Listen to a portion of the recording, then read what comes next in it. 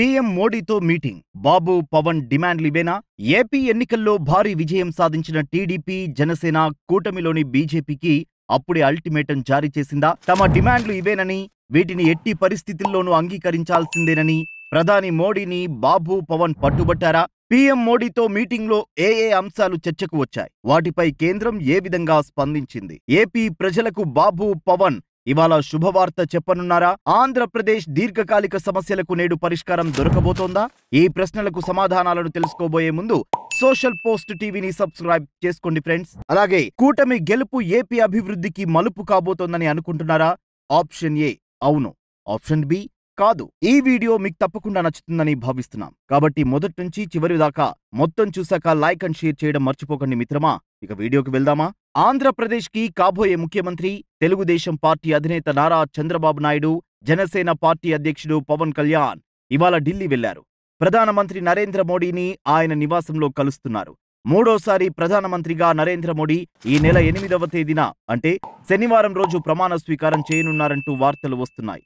ఈ నేపథ్యంలో చంద్రబాబు, పవన్ కళ్యాణ్ మోడీతో ప్రత్యేకంగా భేటీ అవుతుండడం ప్రాధాన్యం సంతరించుకుంది. ఈ సమావేశంలో ఏపీకి సంబంధించిన ఏ అంశాలు చర్చకు వస్తాయి అనే ఆసక్తి నెలకొంది. ఎన్డీఏలో తెలుగుదేశం పార్టీతో పాటు జనసేన పార్టీ కూడా కీలకం కానుండడంతో ఈ రెండు పార్టీల డిమాండ్లను కేంద్ర ప్రభుత్వం తప్పకుండా నెరవేర్చాల్సిన అవసరం ఏర్పడిందని పరిశీలకులు భావిస్తున్నారు. దీంతో చంద్రబాబు, పవన్ కళ్యాణ్ ఆంధ్రప్రదేశ్కి సంబంధించి దీర్ఘకాలికంగా పెండింగ్లో ఉన్న సమస్యలను ప్రస్తావించారని, వాటి పట్ల ప్రధాని మోడీ సానుకూలంగా స్పందించారని విశ్వసనీయ వర్గాల ద్వారా తెలుస్తోంది. చంద్రబాబు, పవన్ కళ్యాణ్ ప్రధాని మోడీ ముందు ఉంచిన డిమాండ్లలో ప్రధానమైనవి ఇవి. 1. ఆంధ్రప్రదేశ్ రాష్ట్రానికి ప్రత్యేక హోదా. 2.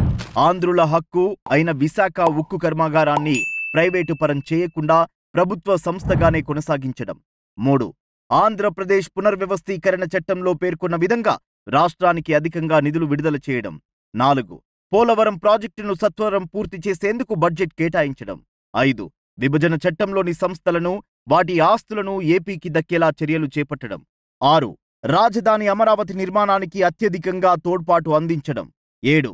ఏపీలో మరిన్ని కేంద్ర ప్రభుత్వ విద్యా సంస్థలను నెలకొల్పడం. 8. అభివృద్ధికి సంబంధించి గత 5 ఏళ్లలో తీవ్రంగా వెనుకబడ్డ ఆంధ్రప్రదేశ్కి మౌలిక సదుపాయాల కల్పన ప్రాజెక్టులను మంజూరు చేయడం. 9. అస్తవ్యస్తంగా ఉన్న రాష్ట్ర రోడ్లను బాగు చేసేందుకు కేంద్ర గ్రామీణాభివృద్ధి శాఖ నుంచి నిధులు విడుదల చేయించడం. 10. కేంద్ర కేబినెట్లో టీడీపీ, జనసేన పార్టీలకు కీలకమైన శాఖలను ఇవ్వాలి. 11. అమరావతిలో రిజర్వ్ బ్యాంక్ ఆఫ్ ఇండియా ప్రాంతీయ కార్యాలయాన్ని ఏర్పాటు చేయడం. 12. తెలంగాణతో నెలకొన్న అంతర్రాష్ట్ర నదీ జలాల వివాదాలకు త్వరగా ఫుల్ స్టాప్ పెట్టడం. 13. ముఖ్యంగా కృష్ణానదీ జలాల కేటాయింపులను ఖరారు చేయడం. 14. తెలంగాణ నుంచి ఏపీకి రావాల్సిన విద్యుత్ బకాయిలను ఇప్పించడం. 15. ఇప్పుడు హైదరాబాద్ ఉమ్మడి రాజధానిగా లేకపోవడంతో అక్కడి కొన్ని సంస్థల విభజనపై చర్యలు చేపట్టడం.